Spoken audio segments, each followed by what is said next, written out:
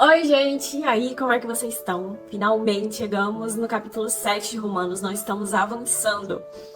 Mas antes de começar, eu queria muito que vocês deixassem aqui nos comentários o que vocês têm aprendido e o que vocês têm achado dessa série de Romanos. Seus comentários vão ser muito importantes para mim, ok? No capítulo 6 de Romanos, nós aprendemos que em Cristo todo cristão morreu para o pecado.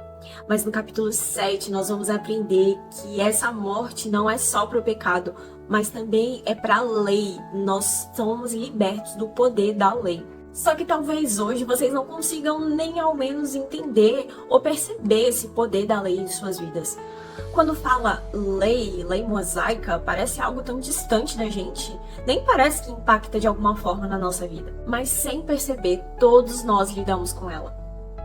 Sabe aquela cobrança ou aquela sensação de querer fazer tudo certo? De querer obedecer fielmente em 100% isso aqui? Ser sempre certo ou fazer tudo da maneira adequada, ser bom o tempo todo, sem errar, e você se esforça muito para ser uma pessoa melhor. E aí quando você erra, você começa a se sentir culpado. E aí você fica oscilando. Toda vez que você faz uma coisa errada, você se sente culpado, mas toda vez que você acerta ou faz exatamente como a Bíblia ensina, você se sente melhor. Afinal, você se tornou uma pessoa melhor. Essa é a lógica da lei. Porque a lei é a revelação da santidade de Deus a nós. Ela é um espelho que também vai nos mostrar a nossa condição caída. Ela define o que é certo e o que é errado. Ela é o mandamento, os estatutos, as ordenanças de Deus a nós. Só que a lei, esse conjunto de instruções, não tem o poder de mudar a nossa natureza. Por meio da lei, a gente não consegue ser salvo, porque ela apenas aponta o que é pecado e o que é falha. A lei, ela não salva a gente. E é sobre isso que Paulo fala em Romanos 7. Nós fomos libertos do poder da lei, porque em Cristo nós somos salvos mediante a fé. É graça. Não é merecido, não é porque você cumpre todas as regras que você vai poder ser salvo. Nós somos livres desse sentimento de culpa e de condenação por a gente não conseguir ser uma pessoa boa o tempo todo ou fazer o certo o tempo todo.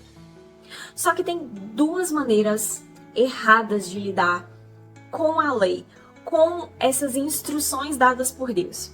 E a primeira delas é o legalismo.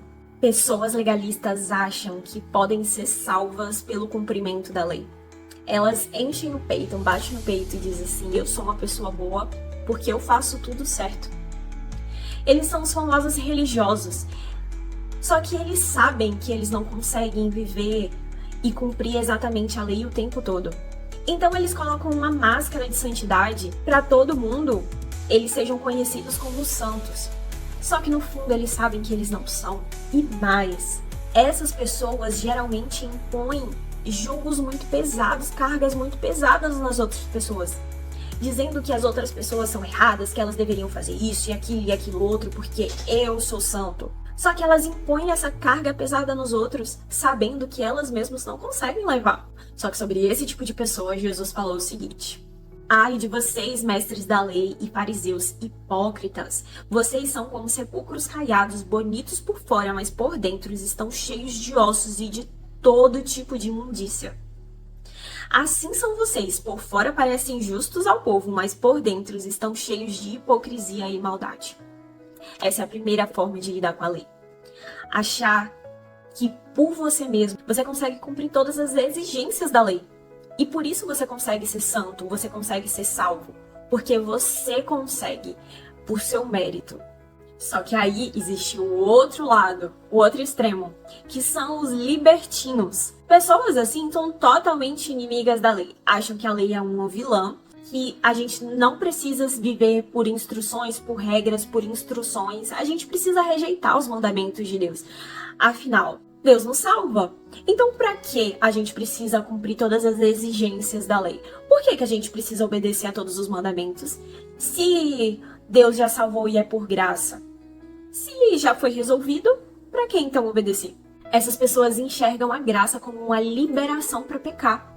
Só que elas esquecem que a justificação, ela vem acompanhada da santificação.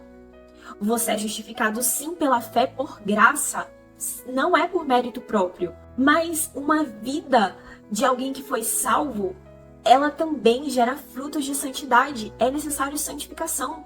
Não tem como você ser salvo e não expressar com a sua própria vida uma vida de santidade. Porque nós somos chamados para ser parecidos com Jesus e Jesus é santo. Então essas pessoas se esquecem disso. Mas sobre isso Jesus também falou para essas pessoas. Jesus disse o seguinte: se vocês me amam, obedecerão aos meus mandamentos. Obedecer aos mandamentos de Deus é uma expressão do nosso amor a Deus e também da nossa salvação. Então, diante disso, a gente precisa ter em mente que a salvação e o evangelho não é um fardo legalista, mas também não é uma liberação para pecar. E sim é um chamado de Jesus para que a gente viva uma vida de santidade mediante a graça e a fé que nós temos nele. Em Cristo, nós somos salvos, não para viver como a gente quer, mas para que a gente tenha uma vida de obediência e santidade à vontade dele para nós. Aquilo que ele espera de nós. Não por meio da lei, mas por meio do Espírito. E por isso, no início do capítulo 7 de Romanos, Paulo fala que assim como o marido morre e agora a esposa é livre de toda a lei que regia o casamento, assim também nós, quando Cristo morreu, nós fomos libertos não só do pecado, mas também de toda a lei, toda a ordem jurídica que regia as nossas vidas até aquele momento. E na ressurreição de Cristo, dá início a uma nova vida, uma vida pelo Espírito, não mais pela lei. Até porque, quando nós estávamos sob o poder da lei, todas as nossas paixões pecaminosas eram evidenciadas.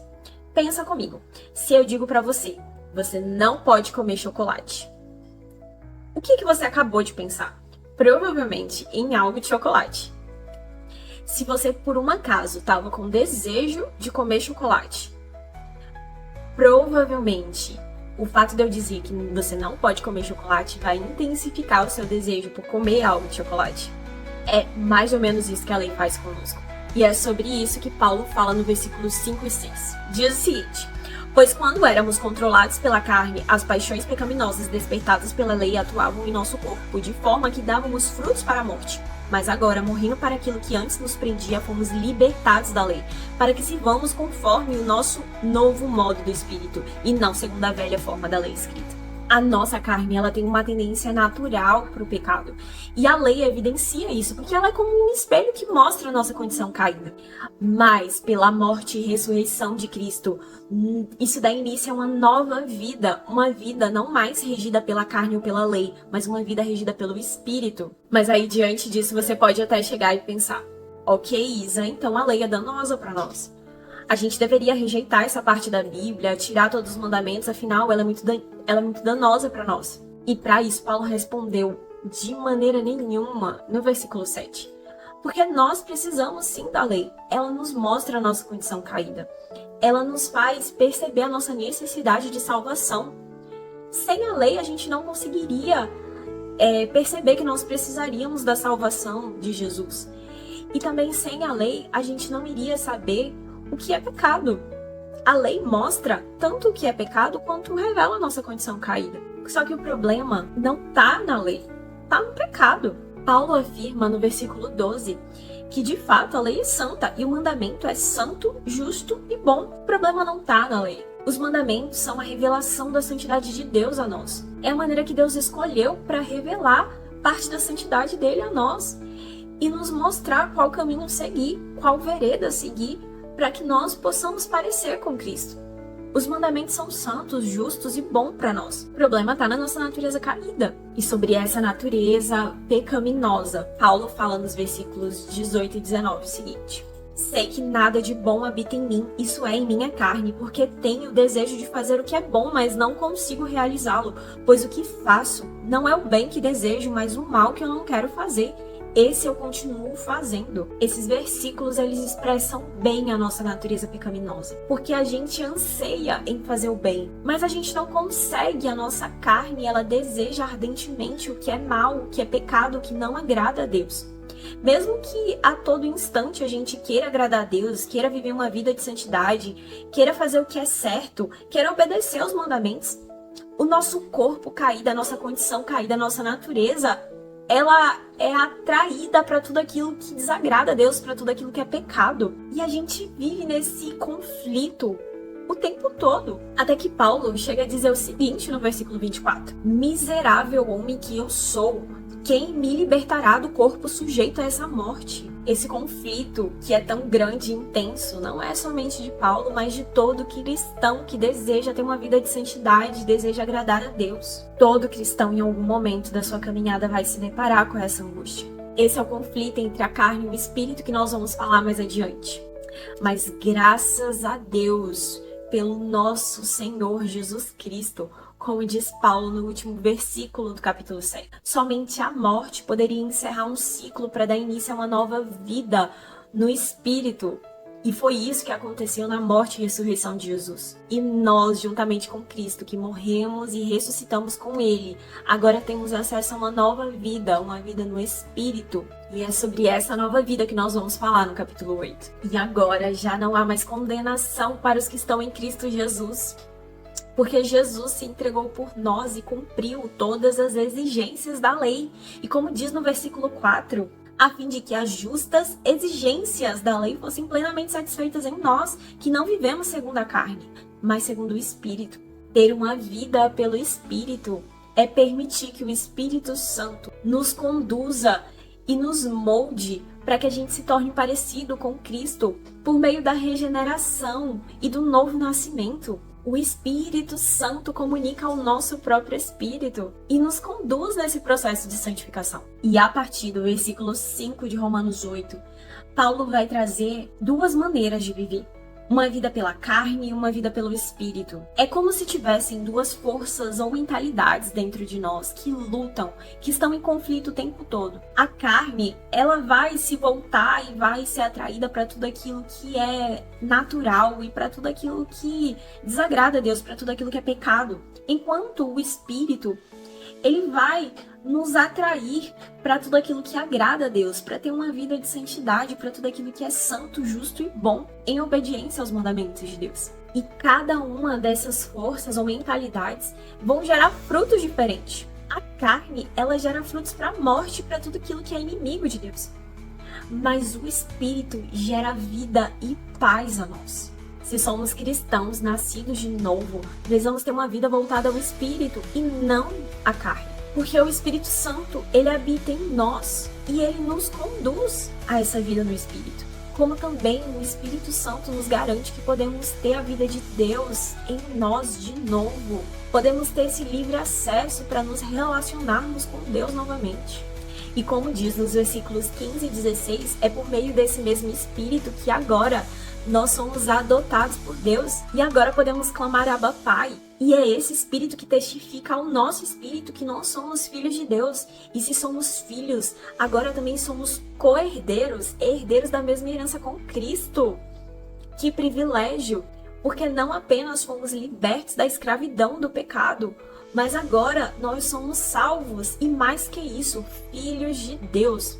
Mas sobre isso, eu quero fazer um vídeo só sobre esse tema, que é muito especial e é muito importante para todos nós cristãos. Afinal, agora nós temos responsabilidade, não apenas como uma pessoa que foi salva por um Deus misericordioso, mas agora nós somos filhos de Deus. Isso muda tudo. Mas aí você pode se perguntar: ok, Isa, eu já entendi que eu sou salvo, filho de Deus, co-herdeiro com Cristo. Só que olha pra minha vida, eu tenho vários sofrimentos e dores. Como é que eu posso ter tanto sofrimento assim na minha vida? Sobre isso, Paulo responde nos versículos 18. Ele diz o seguinte: considero que os nossos sofrimentos atuais não podem ser comparados com a glória que em nós será revelada. Por estarmos em Cristo, o primogênito de Deus, nós temos acesso tanto aos sofrimentos dele, quanto à glória que é dele. O próprio Cristo sofreu e padeceu muitas dores. por que nós não iríamos ter sofrimentos na nossa vida? Será que somos melhores que Cristo? Mas se a gente tiver em mente que a glória que está por vir, ela é tão superior a qualquer sofrimento dessa era, tudo faz sentido. E essa é a esperança de nós cristãos. Que a glória que está por vir, ela é inimaginável. E é muito louco pensar que até mesmo a natureza, ela está aguardando com ardente expectativa por essa revelação, pela manifestação da glória de Deus através dos filhos de Deus. Nós, os filhos de Deus, somos a resposta que o mundo, que a natureza está esperando. Não uma resposta humana, não feitos humanos, não algo que nós podemos fazer com as nossas mãos, mas eles aguardam a manifestação da glória de Deus que será revelada por meio de nós, filhos de Deus. Porque a humanidade, em Adão, recebeu autoridade sobre toda a criação. Só que quando nós caímos, toda a natureza ela foi submetida a total futilidade e depravação, decadência, de modo que ela geme em dores de parto. E é só você ligar a televisão, pesquisar no Google. Tudo que nós, como humanidade, estamos fazendo com o meio ambiente. Toda a decadência, a destruição ambiental que está acontecendo na natureza, mas não só isso, como toda a contaminação e corrupção que a natureza sofreu por conta do pecado. O pecado da humanidade, não dela. Mas não só a natureza está aguardando isso, como nós, os filhos, os primeiros frutos, a igreja, também estamos gemendo como em dores de parto e aguardando e esperando o que ainda não vemos de forma paciente, como diz no versículo 25. E qual é a nossa esperança? Jesus vai voltar e com ele vai trazer a nova Jerusalém. Nós iremos habitar em um novo céu e uma nova terra. Toda essa decadência, essa destruição, depravação causada pelo pecado tem um ponto final. E quando Jesus voltar, dará início a um novo tempo, não só para nós, como também para a natureza, e ela aguarda com uma ardente expectativa por esse acontecimento. Porque na primeira vinda de Jesus, ele inaugurou o reino de Deus. Só que na segunda vinda dele, na volta, ele vai manifestar por completo e vai consumar de uma vez por todas o reino de Deus. E tudo será restaurado, tudo será feito novo. E essa tensão entre o é e o ainda não, que nós e a natureza estamos ansiando. Algo que é muito interessante no capítulo 8 é que Paulo fala que a natureza está gemendo com dores de parto. Que a igreja, os filhos, os primeiros frutos, estão também com gemidos. Mas ele também fala de uma terceira pessoa que está com gemidos inexprimíveis. Sim, o Espírito Santo.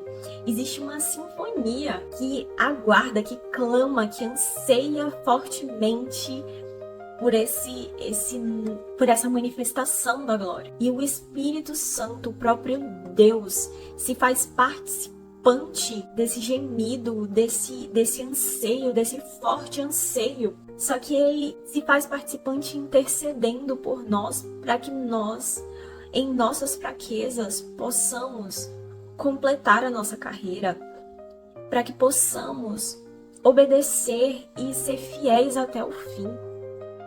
Sim, o Espírito Santo, ele intercede por nós. E o próprio Deus, como diz no versículo 28, sabemos que Deus age em todas as coisas para o bem daqueles que o amam, dos que foram chamados de acordo com o seu propósito. Que amor, que cuidado, que proteção. Deus, ele intercede, como ele garante que tudo coopere para o nosso bem, conforme o seu propósito, para que nós andemos segundo a sua vontade. E o fim do capítulo 8 é uma linda expressão desse amor de Deus por nós, que se manifestou por meio da entrega de Jesus na cruz, da sua morte e ressurreição, para que agora nós fôssemos salvos e, mediante a graça, feitos filhos e herdeiros. E não só isso, livres de toda e qualquer acusação ou condenação por meio da justificação pela fé e pela graça de Deus. E mais, nós ainda temos o próprio Cristo e o Espírito Santo que intercede por nós, para que em nossa fraqueza a gente consiga completar, consiga obedecer, consiga corresponder à vontade de Deus. Que amor é esse? Por isso, Paulo até pergunta: quem nos separará do amor de Cristo? Será tribulação, ou angústia, ou perseguição, ou fome, ou nudez, perigo, ou espada? Nenhum tipo de sofrimento que a gente possa passar aqui, perseguição, dor, adversidade, qualquer tipo de circunstância, não pode pôr em xeque o amor de Deus por nós, porque tudo que Ele faz por nós é muito superior a qualquer tipo de coisa que a gente possa passar nessa vida terrena. Nenhum desses empecilhos ou situações podem nos separar do amor de Deus ou nos afastar dele, porque nele nós somos mais que vencedores. Olha que garantia! Que maravilha, de verdade. Essa é a nossa certeza e convicção, meus irmãos. Nele nós somos mais do que vencedores. Por isso eu quero te convidar para que você tire um tempo hoje para reler o capítulo 8 e refletir sobre esse amor. Mergulhe com profundidade na revelação do amor de Deus. Essa é a nossa mais importante esperança e convicção, porque Ele nos amou. E Ele deu tudo por nós, por que não daríamos tudo por Ele? É isso, meus irmãos. Não esquece de deixar aqui nos comentários sugestões, dúvidas, ou me diga uma experiência de como está sendo esse estudo de Romanos. Até a próxima!